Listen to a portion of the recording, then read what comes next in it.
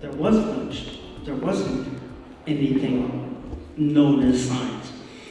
Natural philosophers is what they call those men and women who would explore the natural world.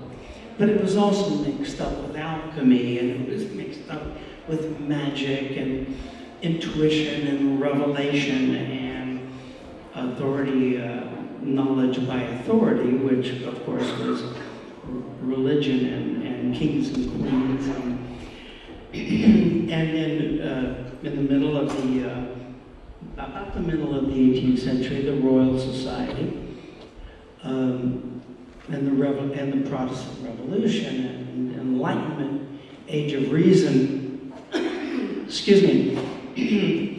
The word scientist didn't even exist until a guy named Wayne, I think. Wayne, right? And he just thought, we need a name for us besides natural philosophers who discover and invest in. And it came up with the word scientist, and coined it, like artist or... Right, it originated from artists because people who like are artists. So he said, Geologist, scientist. Someone who dwells in the world of knowledge. And that's what always intrigued me, is that.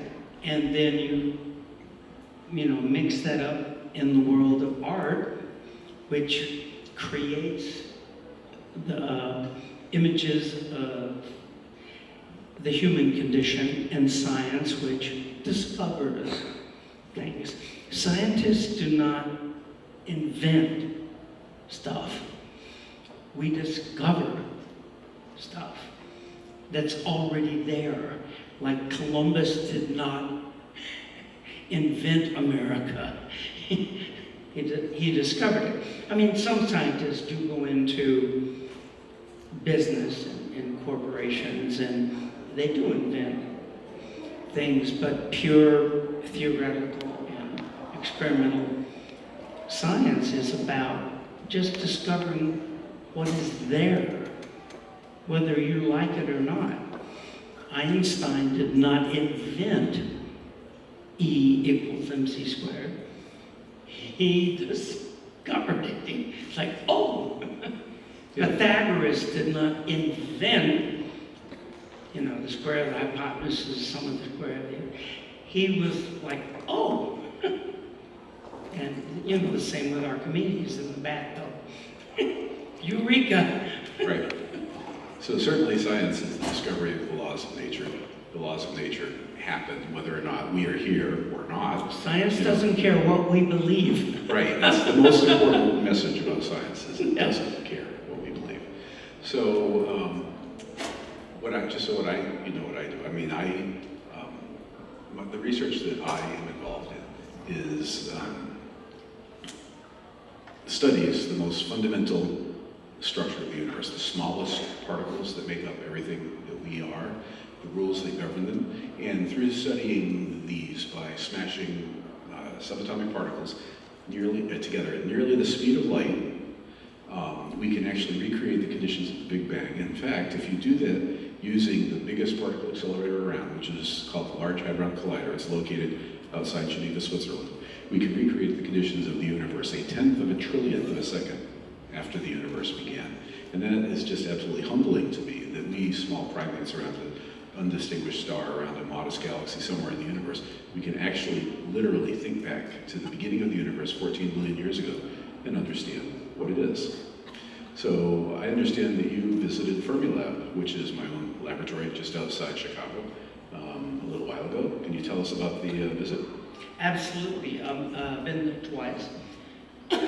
Once was in the 70s when they were still digging the trench for the Tetatron. And I'd heard about it. I was doing a play, and I called up and I said, can I come visit? And they were like, sure. And I brought my camera, and I have film they put in the archives now of them building the trench. And all the other stuff in the facility. I was there just last year. They've shut down the Tektron because of CERN, of course. But they're still doing a lot of wonderful, wonderful work. I was there watching, down in the cavern, watching, looking at the neutrino experiment. And I can't remember who it was, one of the physicists said, right now 10 trillion neutrinos are going through your body every second or something like that. Yeah. And I was like, okay. I think I'm okay. And they're shooting them underground to Minnesota. Currently to Minnesota, eventually to South Dakota. So for those of you that don't have the same particle physics background that Micky does, neutrinos are created in violent nuclear reactions. The most violent nuclear reactor around is the sun. And it emits neutrinos. They go through anything. They interact very, very weakly. To give you a sense of just how difficult it is to stop neutrinos, if you wanted to stop neutrinos from the sun, you would have to get lead. And not a little bit of lead, a lot of it. You need to get enough lead to fill up the space between here and the nearest star. And I'm not talking about our star, I'm talking about Alpha Centauri. 4 light years of lead, you will stop half of the neutrinos. So the fact that they go through you, I'm sorry, it's not a problem. But getting back to the whole idea of art meeting science, I mean, it has happened, and it continues to. Another classic example is Nude Descending a Staircase, very famous painting. Again, touching upon time and space and four-dimensional relativity. A very famous example of collaboration between art and science. Roger and Lionel Penrose, Roger being a famous and Lionel mathematicians, and the impossible triangle. You've seen that weird thing that you look at it and you can't figure it out how it works. And the staircase, the staircase that just is infinite, goes up and up and up and up and never ends. That came out of mathematics by Roger Penrose and Lionel. And M.C. Escher, famous artist, picked up on it, and those beautiful, beautiful drawings that he did. And then the tiling, the mathematical tiling of Roger Penrose, which Escher capitalized on. And there's just so many examples of that. Pointillism came out of the idea that nature was discrete, even though we're not sure to this day whether it is discrete or waveform, but pointillism came out of cubism, and then music, which I'm very familiar with. There was a photo up there earlier of me in a Moog synthesizer. I had one of the first ones ever made, ever built. And it was really expensive and very, is it up there now? Yeah, there we go. Oh my gosh, it was so much fun. Totally useless mostly in terms of actually making music. It was monophonic for starters. It had it looked like about 3 or 4 octaves. It took forever to tune it to a classical piano, because you could tune it to A440 for musicians out there, or A440.1 or A440.2. It was really tough to kind of get it to just do a normal octave, but it could do every sound in the universe. Sounds that only dogs could hear, and whales. It was very hard to play because it was just infinite. Started out with the basic waveforms, square wave, sine wave, whatever. And then you could just do anything with it. But then, of course, electronic music now is huge. I mean, just about everybody in the world uses it. And it's just down to math and science, frankly. That's all what it's about. So, you interested in taking some questions from the audience? Absolutely, please. All right, so I'm going to actually stand up so that I'll be able to see through the lights. And then we'll have the runners bring a microphone to you, and you can ask me or Mickey as you wish. And just a second for our runners, and let's start with our first question right here. Hi, what did you end up doing with the Moog synthesizer? Is it still around? Do you still have it? I kept it for years. I did use it on a number of recordings. If I'm not mistaken, I was one of the first to use it in a pop record. One song called Star Collector and another one, Daily, Nightly, two early Monkee records in '67 or so. And I kept it around, did a couple of other tunes. And then I moved and I sold it to Bobby Sherman. I think he still has it, if I'm not mistaken. It was a wonderful piece of equipment, but like I say, it was very, very difficult to actually be, utilized. It was tough. So we have a ringer in the audience, but your next question is from our next speaker, who I'll recommend you come see. He's going to give a fantastic talk. Dr. Gates.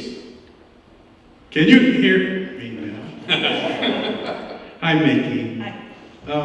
How did your interest in science begin? Great question. All my life, I remember having an interest in tools and technology. I had a science teacher in middle school. Back then we called it junior high school, but now I think it's middle school. I was in 9th grade, whatever that is. And I remember him to this day, Mr. Mack, crazy, wacky kind of, but enthusiastic and really passionate about science. And the first project that we built as a class was an electric chair. I'm not kidding. You could never do that today. It was low voltage, 9 volts, obviously in 9 volts or stuff.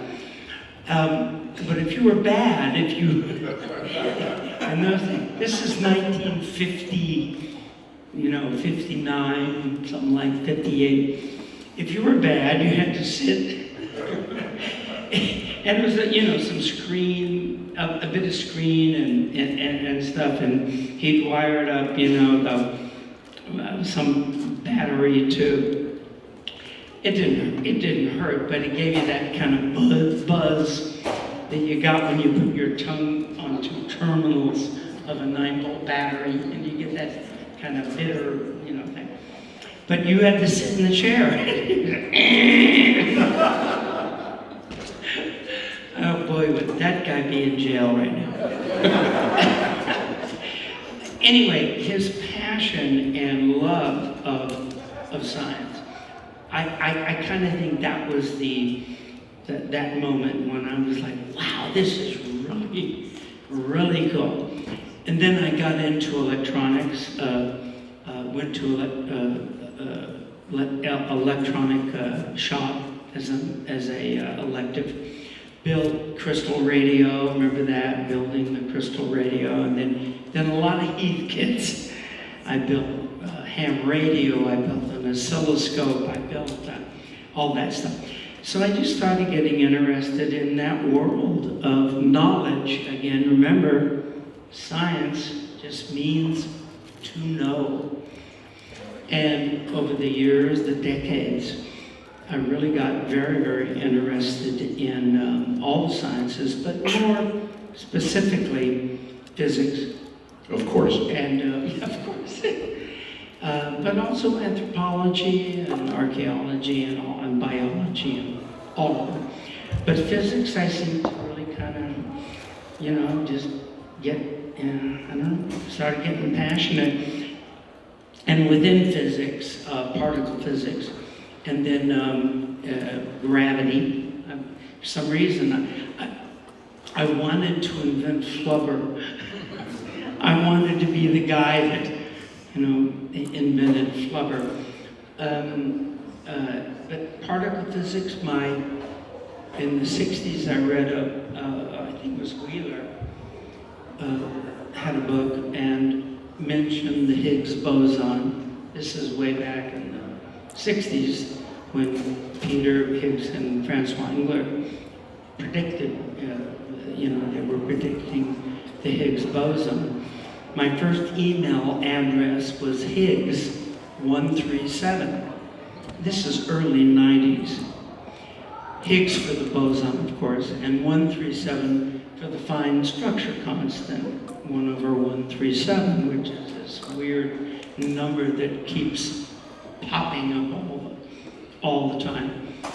And I just got really, really fascinated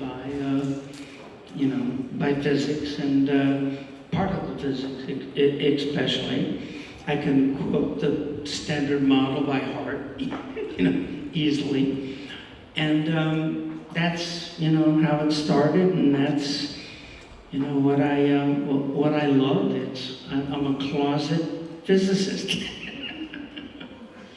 Well, we'll put you to work. If you come to work, we'll give you something to do. All right, other questions? Oh, we have one here in the front. Hi, Mickey. How are you? Thanks for doing this. Fifth grade teacher here, and I teach social studies, and a lot of the times I do incorporate science into my lessons whenever possible. So I was just wondering, any advice for future scientists and what I could tell my students? I'm sorry. She says she's a teacher and she wants to know if you can give her advice for future scientists, what you can tell the students to interest them. Did I understand that basically correctly? Yes. Advice for students? Yes. To interest them in science, to make them to interest them in science, to make them want to do it. Well, if you've got to have a passion for knowledge of the natural world. And if you do, you want to investigate it. It's really boring, frankly. If you're a real scientist, what 90% is just really boring stuff, math and observation. It's not that boring. The process to get there can be very boring. I was just at Case University in Ohio meeting with the scientists there. That was the site of the very famous Michelson-Morley experiment interferometer with the speed of light. And I met with a number of the scientists and went to the labs, and it was a lot of really work, a lot of work. A little bit like law enforcement, which I'm also a fan of. And I volunteer for different, law enforcement agencies. And most of it is really, it's not like TV. It's really boring. It's like hours and hours of paperwork and stuff. And then all of a sudden one day, eureka! one I've actually day, yelled Eureka. Mostly it's, why doesn't this work? yeah, because we can't prove, Richard Feynman said that brilliantly, I remember in a video, we can never prove it's absolutely true, because something could come along and we can say it's false, we can say that doesn't work, and that's mostly what it is. It's, oop, that didn't work. Oop, that didn't work. But then, of course, once in a while, oh my God, that worked. That's proof. And if you need to understand that, and if you want to get into science, real pure science, that's why I could probably never be a real scientist, because I get bored really easy. And you have to do the hard work. You have to be in the lab, and you have to do all that hours and hours, and days of experiments. You're really not selling it very well. You have to have a passion. You have to have a passion for it, to stick with it. You know, it's not going to be like TV, where every 20 minutes it all of a sudden is like this amazing thing. It doesn't work like that. You know, you have to really care, and really like this gentleman, who obviously really cares, and has for how many decades, Don? I decline to answer on the fact that I'm old. He cares a lot, and if you do want to be a scientist, and I would love to, I'm too old now, but you have to really care about it, and really study, obviously, and spend the time. You know? And if I might add, to interest students. Now, I've never taught young people, but my wife is a middle school science teacher, so she has an utterly thankless job, because middle school science, or middle school kids, have got other things on their mind. But what I would tell them, what I try to tell them is, if you want to change the world, science is a way to do that. There are things that used to kill people all the time. I mean, the fact that vaccines exist, millions and millions of people are alive.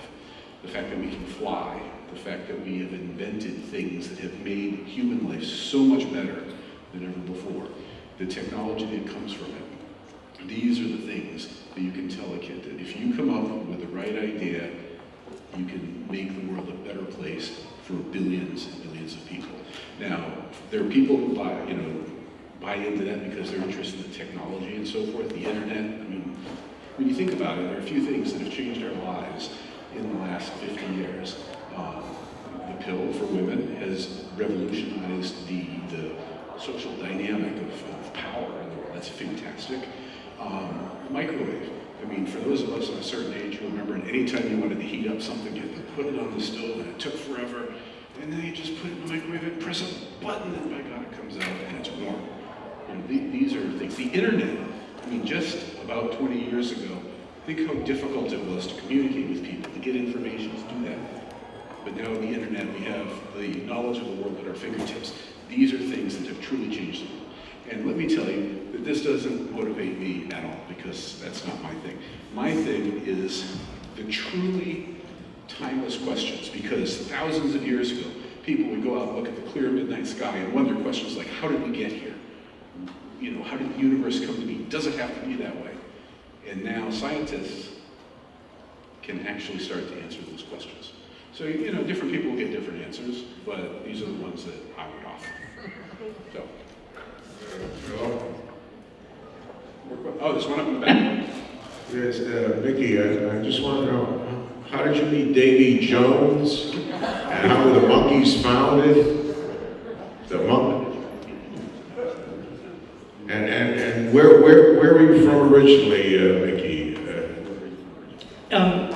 You know, I'd love to answer those questions. You can find most of that stuff on the internet.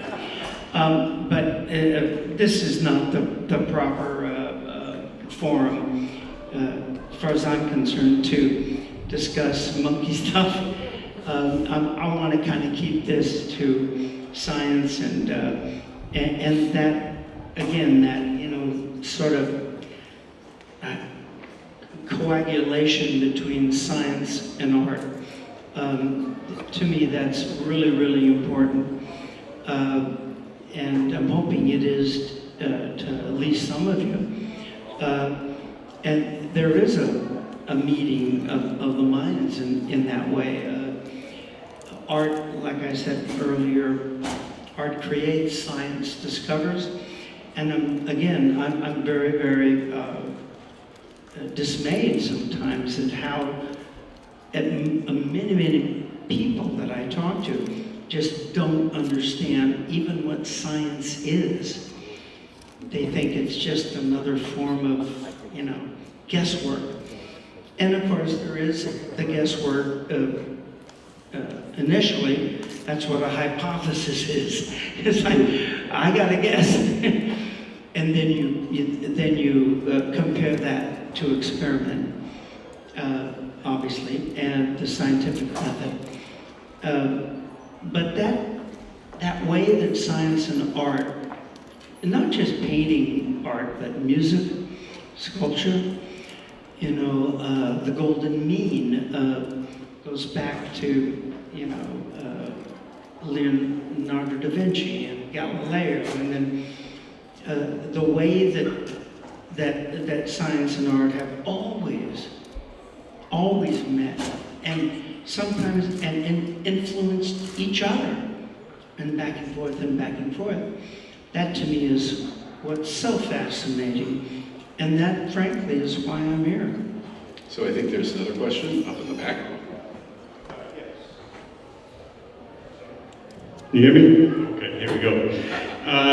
Yes, maybe just to link a little bit of the music with science, and my question is two-part question. How was the chromatic scale set to a specific frequency? You mentioned A440. And early on, of course, we had classical music before electronics and so forth for a long time.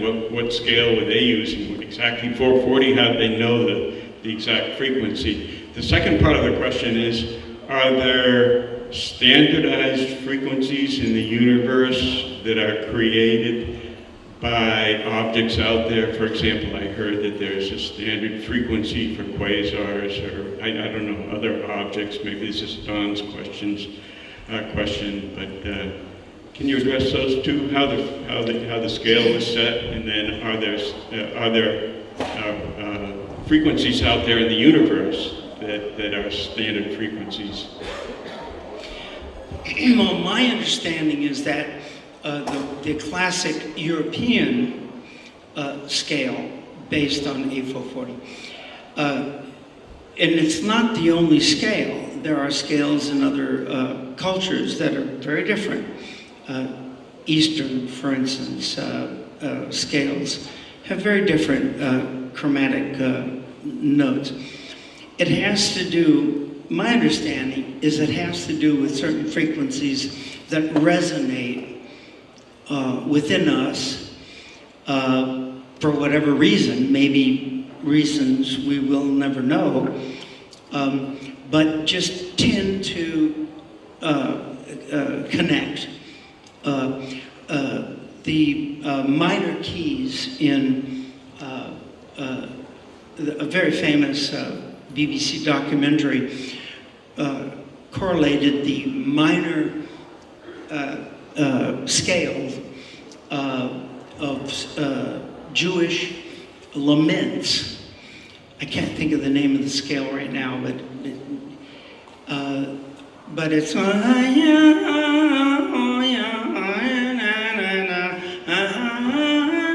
the hell's the name of that scale? I can't remember. And when the Jewish population met with Afro-American populations in the United States, the African, American African scales also had these minor tones, and that became the blues. That cross connection between that scale of I got to bad book down low and down.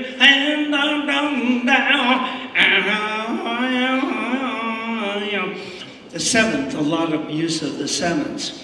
And I'm not sure anybody even knows why those particular frequencies resonate within us,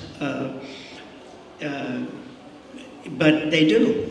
And now we're getting down to things like string theory, which is vibrations that, you know, the music of the spheres. Everything's like down to good vibration. Right? When the theremin, there are reasons that who knows how and why. This gentleman could probably tell you better than I. Well, perhaps I can answer the second part. Now, I don't know if this is true, but I have a 15-year-old son who plays the cello, and 15-year-old sons, as you know everything. And this is especially true in this era of the internet. And so he was telling me just 2 weeks ago that not classic Baroque music did not tune on a 440A, it tuned on like a 420A. So if you want to really listen to Baroque music the way it was written, there was actually a shifted scale. Now, I know it's true because a 16-year-old read it on the internet and told it to me. So you could look it up, but I'm understanding that that has changed somewhat over the years. And if you really want to understand what the older music is, it actually had a somewhat different scale. To answer the second question about the standard frequencies of the universe, things like quasars and pulsars and so forth actually don't have a specific frequency. There are some things that do. For instance, if you, things like hydrogen. The universe is made predominantly of hydrogen, and hydrogen emits with a characteristic frequency. So if you look out in space, you can actually see, even places where you can't see stars, you can see the gas that makes up hydrogen. So there are certain characteristic frequencies that have something to do with certain bits of science. But for things that are big, things like quasars you mentioned, I'm not aware of any characteristic frequency that sort of defines the universe. If superstrings are true, which is certainly an unproven supposition, let's be polite about that, and our next speaker may actually talk something about that, although I'm not sure, but he's an expert on that sort of thing. You could ask him about the tones of the vibrations of strings, if they're real. All right, we have, okay, yes, here, and then down here. Please. First, one question that led to a second. One question, we've been talking so far about science developments led to artistic expressions. How often do you see artistic endeavors then leading to scientific endeavors or discoveries?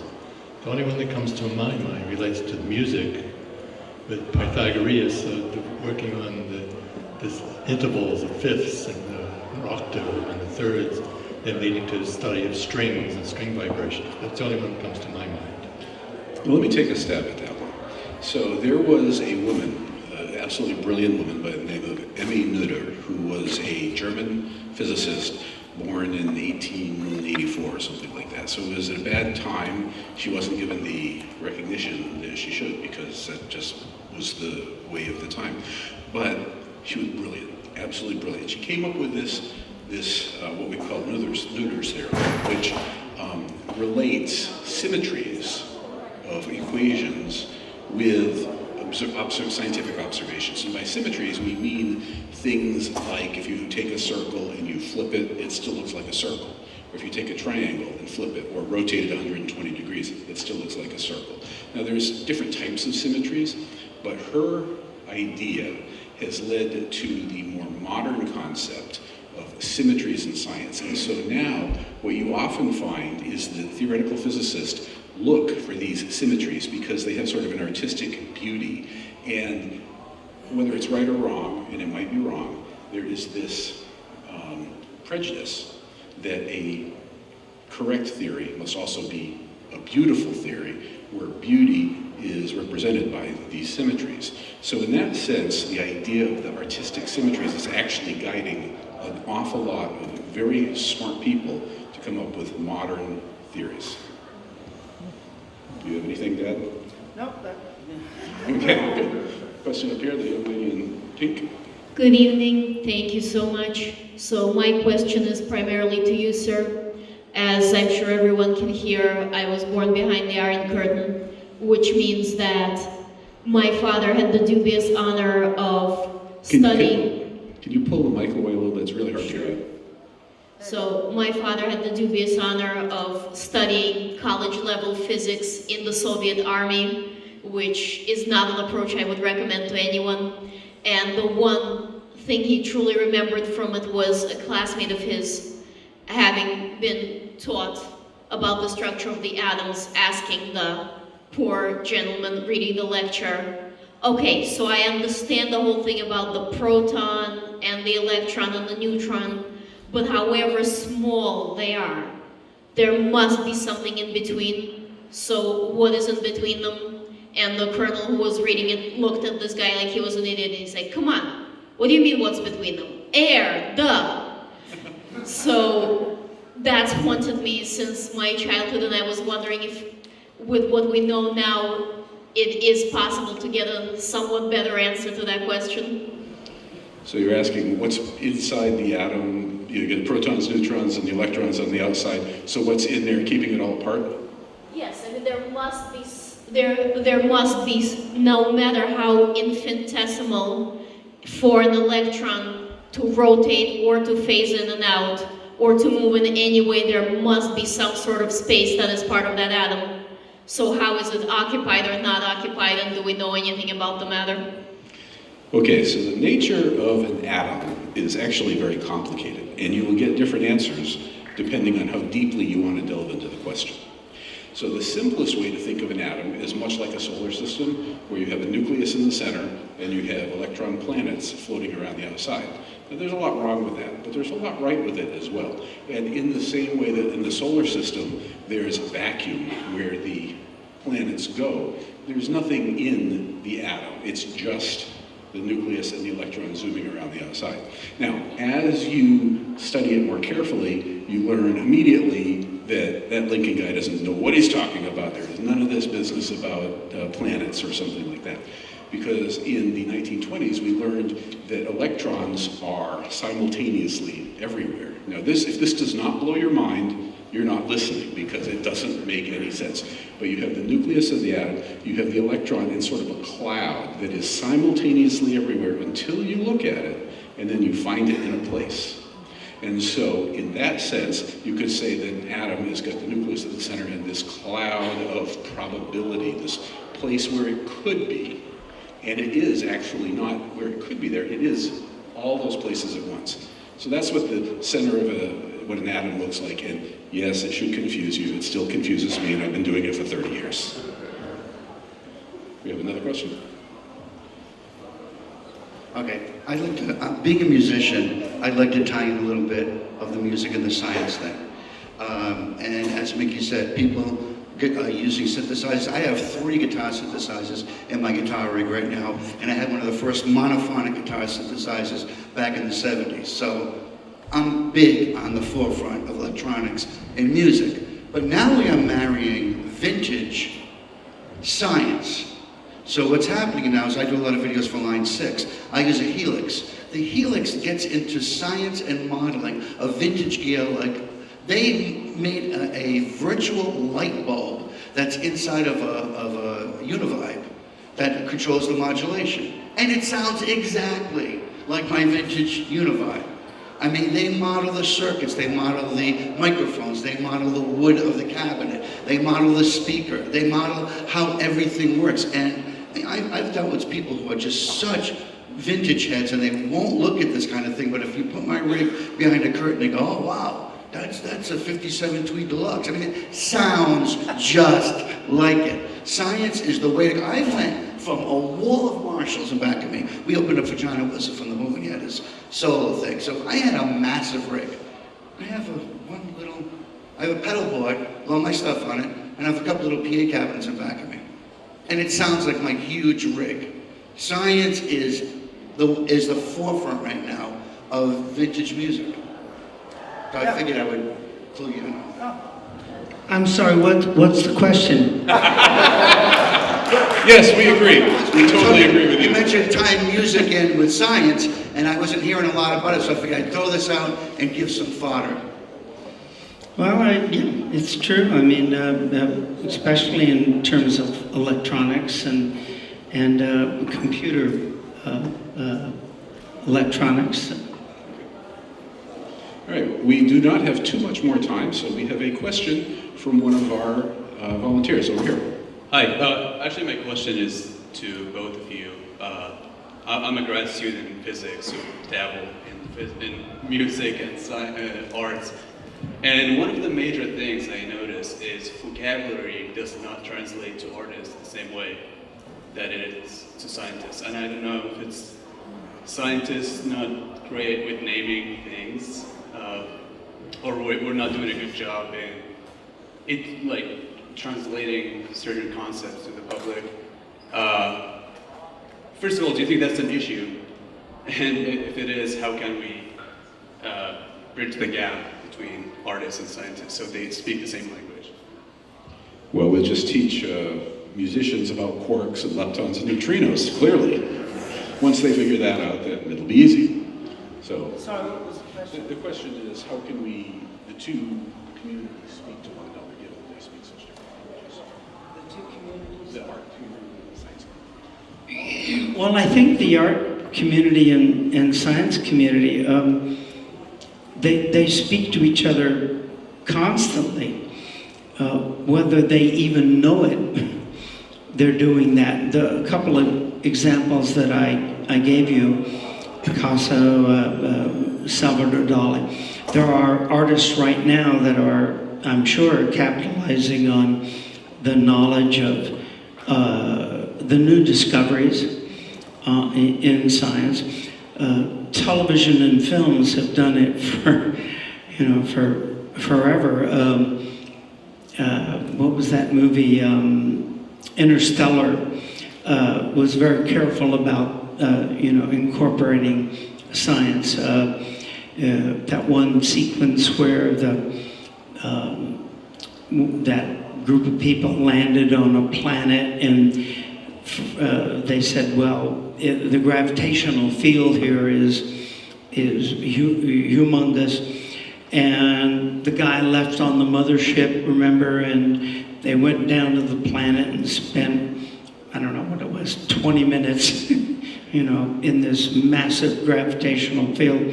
And they went back to the mothership, and the guy on the ship had aged like 40 years, or something, which is a direct result of Einstein's theory of general relativity. So it's always going on. We don't notice it necessarily all the time, and some people don't pay much attention. Like warp speed, which is probably never going to happen, or traveling through black holes or something. There is one interesting theory which I think I sent to you at the end of an email, ER equals EPR. That was a really it was Susskind, right? That came up with that crazy idea. So some stuff is probably not going to happen, but other stuff may. All right, we have at most time for one last question. Do we have we have someone up in the back. I see the person in the back. Oh, well, I guess we're not in the back. Sorry. If it's short enough. Well, all right, let's do it. Let's do both, but we'll try to make it short. Hello. When I was in band class one day, my band instructor showed me this just amazing phenomenon. She didn't really get into detail about it, but it amazed me, and I was hoping you guys could answer.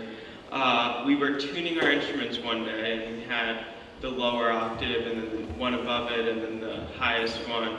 And then she told us to listen very carefully, and we could hear a higher octave that no one was actually playing, but it was still there, and we could all hear it. And we were wondering how this phenomenon came into existence.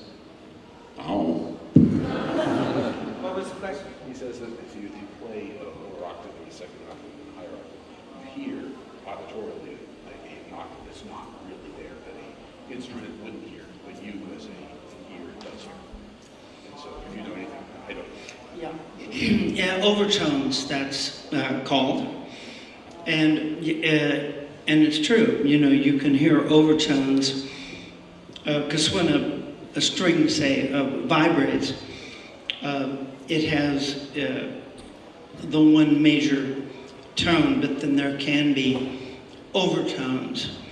And we rely on that in music to give extra flavor, not dimension, I wouldn't say, but extra flavor, because there is that one frequency that the string of the guitar or the keyboard or whatever, or a horn, you can play a note on a horn and you'll get that one pure frequency. But then there are these overtones that happen simultaneously. Right, if that's what you meant, yeah, then that's why a cello A and a flute A and a organ A sound different. It's because they have the main frequency, and then they have multiples. They have if the A440, they have an A80 and the multiples up. So that might be what she meant, although I'm not completely sure. All right, we have time for the one last question from the young lady down here in the middle. Hi there. I read in the news recently that SpaceX is going to be sending artists in a lunar orbit, so that artists are going to be the first to travel to the moon. And I just thinking in the context of this relationship between scientists and artists, does this strike you, this type of thing strike you as something new, something representative of a change in the relationship between scientists, artists, engineers? So what she's talking about is this billionaire who just bought a trip on SpaceX around the moon. He's going to bring artists with him as opposed to just scientists or engineers. And she's wondering if this is some new paradigm shift. I think it's a lovely idea. I wouldn't be on that first one. I would. I'm going to wait until Bezos. I'll wait until there's a few trips. You know, maybe. I'd love to do it. But again, that's the perfect example. Well, think of the astronauts in the space lab and taking photographs all the time. And I'm sure some have done paintings.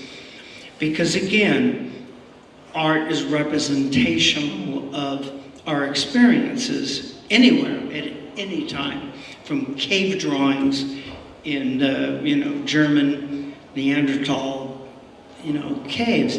We've always tried and have expressed our experiences through art, drawing, song, writing, and we always will. So I think it's a brilliant idea to take artists, because they can translate, any artist can translate what they're experiencing and what's happening to them. They can translate that in a way that the rest of us can appreciate. Rather than, well, here's the formula. Here's the mathematical, formula of how we escaped, escape velocity times, mass times force. They can, and we do as artists, translate.